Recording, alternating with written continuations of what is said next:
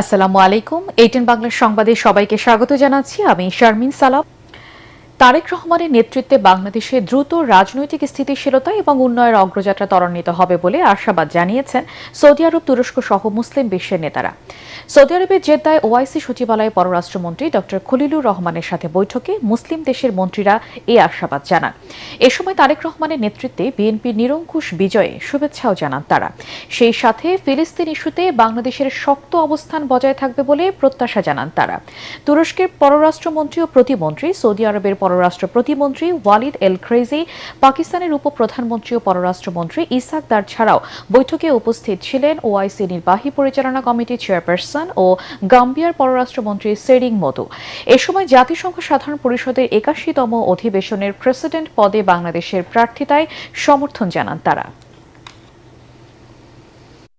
Mr. Tariq Rahman, the Honorable Prime Minister of Bangladesh, warm greetings and best wishes to the Ummah during this blessed month of Ramadan. Bangladesh remains committed to strengthening cooperation with all member states, particularly of OIC, particularly our brothers and sisters across the Muslim Ummah.